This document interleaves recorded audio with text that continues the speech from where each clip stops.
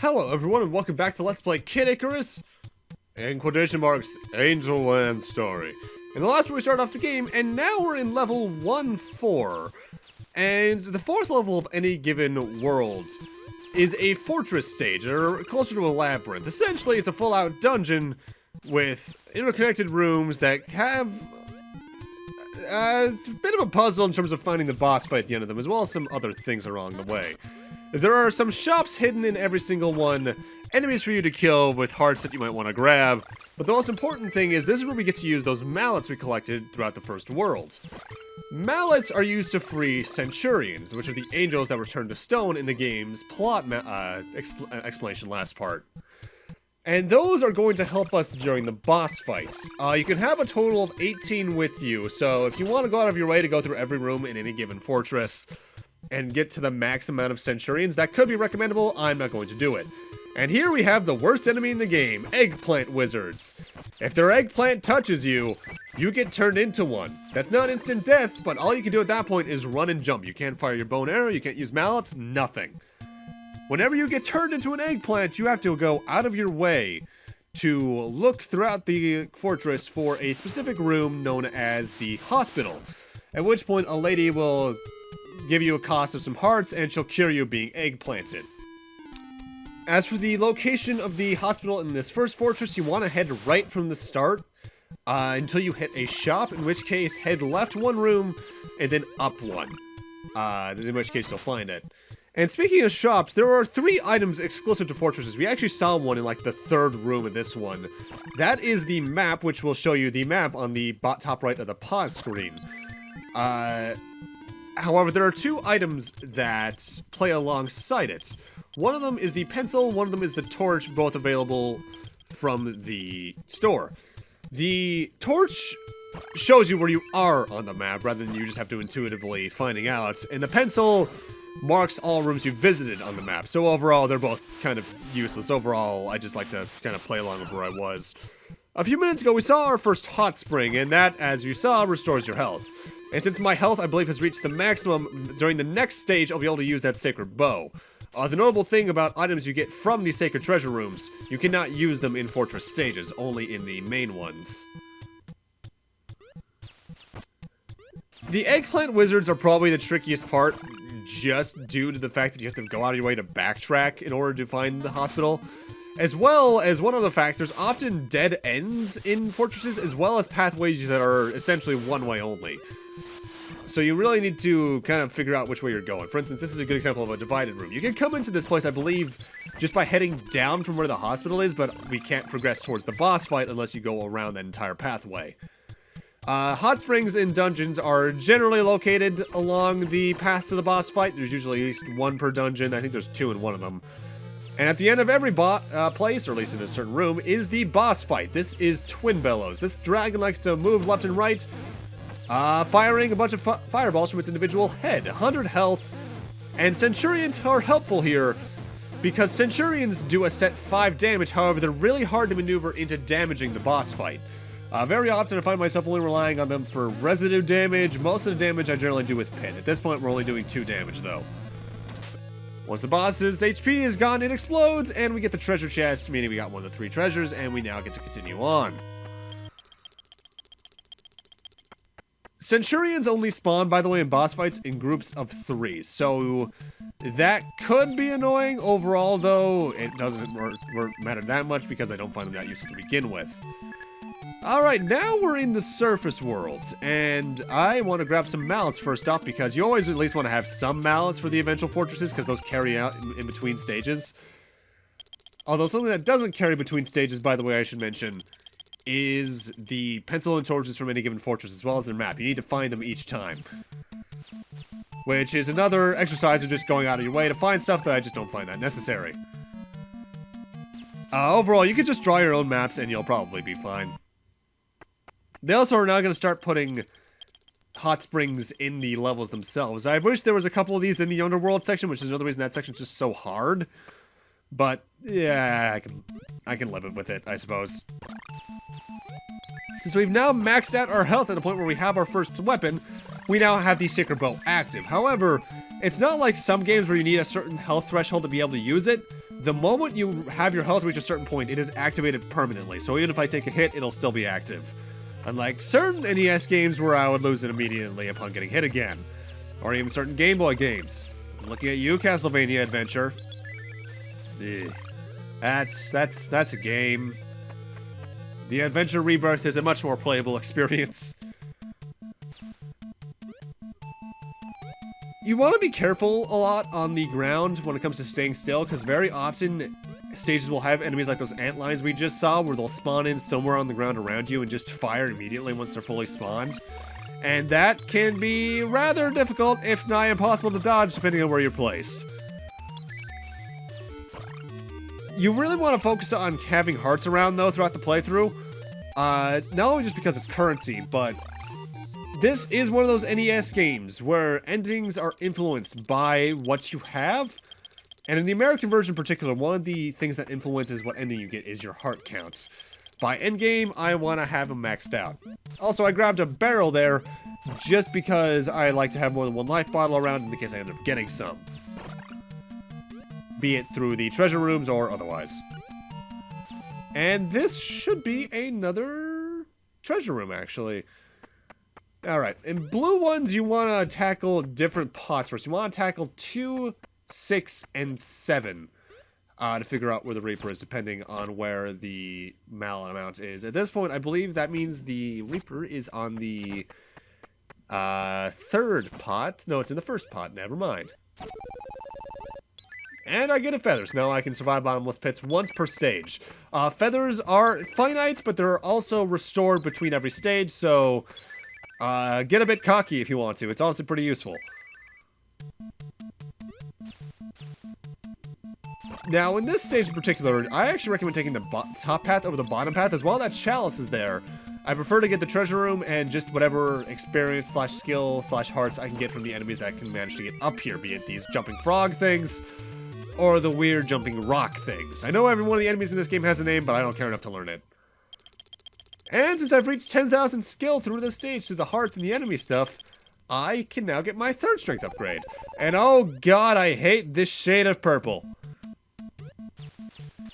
Kid Icarus is one of those games where it looks fine on its own, but some of its color palette choices are questionable.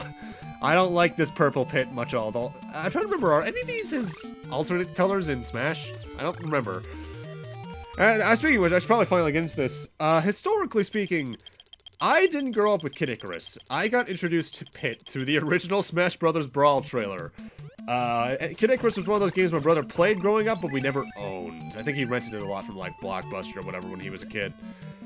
And I got introduced to playing the original Kid Icarus through the weird little short demos that were of character origin games in Smash Brawl. And that was an experience because the first level destroyed me. Over the years, I'd played more of it, but fun fact, while we go through this second training, this playthrough is the second time I've ever beaten the game fully. I've beaten the game sort of before through use of passwords, but usually I get to like the third level of this game and I get bored. Because this game, I'll say this again probably towards the end, this game is good for NES standards. By modern standards, it's not a very good first-party game. I'll go more into detail with that when we get to credits, but for right now, we're going to be choosing our second item. I'm going with the Fireball. What this is going to do when I get another health extension, as well as max that health extension out, is that's going to add a little bit of a fire effect to my arrows, which doesn't make them have lingering damage, but what it does is that it essentially extends the hitbox of the arrow. The order I recommend going with items in the training rooms is the Sacred Bow, the Fireball, and then the thing on the right. That right there, by the way, is a second strength upgrade room, but you can never get 2 strength upgrades per stage, so that's only there if you didn't have 10,000 skill by the time you reach the first one. And now my health has reached level 3. I believe the second one is at 50,000, but I'm not entirely certain about that. Now, something I briefly showed off the first time we entered a treasure room, accidentally, is whenever you're in a treasure room like this, and you're not liking your odds, like I'm down to the last 2 pots and I don't know which one the Reaper's in, you can call it quits right there, not only by leaving, but also just by collecting an item. The moment you collect an item in the treasure room, all the pots you haven't collect or destroyed disappear, and you can just reap whatever rewards you've earned thus far. I don't recommend doing that when there's only one opened, because you still have a high chance of getting... I'm not getting the Reaper for at least the first 4, I'd say, but... depends if you're a risk versus reward kind of person, I suppose. Now, this stage in particular has potentially the hardest to get strength upgrade in the game. Because, as I've mentioned, you need 10,000 skill to get any given strength upgrade. However, there is also the caveat of having hearts play into that. Because hearts will only give you a skill count if you're not at max hearts, you want to make sure you don't have 800 plus hearts in this stage. Otherwise, getting the strength upgrade is going to be hard. Because then you have to kill more enemies than just collect their hearts. Particularly, that is the strength upgrade door, but if you don't have 10,000 skill yet, or if you're not sure, walk to the right and these enemies are smaller. I think there's like Rolling Rocks or something, or Rog and Rollas. I think those are actually Pokemon names. But you can get 1,000 skill per kill from them if you collect their hearts. So if you're not sure yet, kill a couple of waves of these guys, and then enter the door to probably guarantee yourself the 4th level strength. And this is probably my favorite color palette for Pit. I like the kind of reddish brown. Now, something I have yet to mention about the Japanese version of the game, because I mentioned the Japanese version briefly last part as well, is that while the Japanese version also has a better soundtrack just due to the sound chip, the Japanese version also has an added bonus in that it has a save system. Like the original Metroid, either just not wanting to, because they didn't want to invest the time or money into putting a save battery into every cartridge, Kid Icarus uses a 24-character password system, just like Metroid. In fact, that's probably why they have the same password system, because they run the same engine. And while that's not too annoying, I would have preferred the save system in the long run, because this game can be kind of hard to begin with anyway, so having to enter 24-character passwords often can be tedious. And this is the effect of the fire arrow that I got earlier. Now I have this little arrow, a fire effect around my arrow that extends its range tremendously. And the fire effect has a separate hitbox, so you can technically take out 2 enemies with 1 arrow if you place it well enough. Except for these guys. These, I know for a fact, are called Plutons. They're one of the few enemy types I know the name of in the game. And they're annoying in that, first off, they're completely invincible. They have infinite HP. But they also steal from you. They're essentially thieves. But they don't steal, like, hearts or any normal items from you. They steal the items you've gotten from the sacred treasure training rooms. So in this case, I probably, if I gotten touched by that Pluton, would have lost the fire arrows that I got last stage. Also, be careful here, this has ice physics, and that can make you slip off fairly easily. Now, if you lose a sacred treasure, it's not gone forever. You can either get it from another sacred treasure, even though they're fairly limited in the game, or you can get it from a black market. However, they are absurdly expensive at black markets. To be precise, the fire arrows at the black market would have run me 600 hearts, the sacred bow 500 hearts, and the third item would have run me 700. Thankfully, because this game doesn't have a time limit in stages and enemies, for the most part, spawn infinitely, particularly in fortresses, getting that many hearts back is essentially just a war of attrition. But trust me, you don't want to go through that annoyance. Just be careful whenever Plutons show up. Thankfully, from my memory, they're only in like 2 stages, if even. But still, keep your eye out.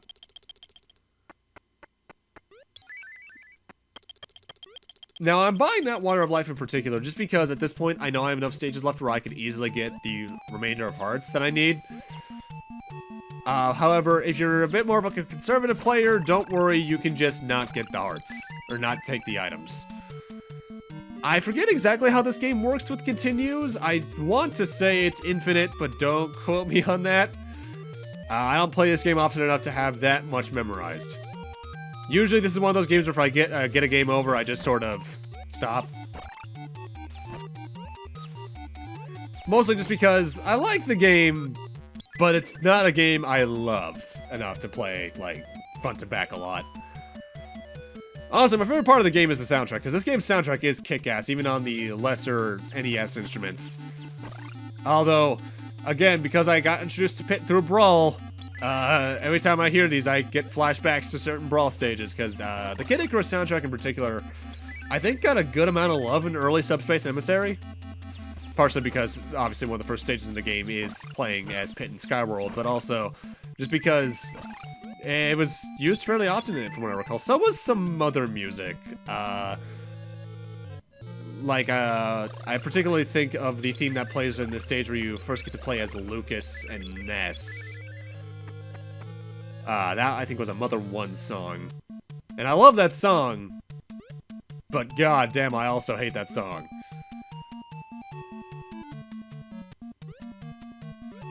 Mostly just because I don't like Mother 1 that much. Now, these weird abominable snowman enemies are odd in that their spawns aren't consistent. They'll spawn on a platform at the end of and at the edge of any given screen. But they're also a bit weird in that sometimes they can fall off the platforms. I think it all depends on how things spawn in the game and such. It's weird. This game is an NES game through and through with its programming. I can tell you that for a fact, and it feels like it. Alright, at this point, we're coming towards the end of this stage. However, you want to be careful because this is one of those games where the enemies never truly let up in a stage. They'll still spawn at the very end. But with that, I'm going to end this off here. Thank you guys for watching, and in part 3, we'll be heading on to the latter half of World 2, as well as, I believe, starting off World 3. See you guys then.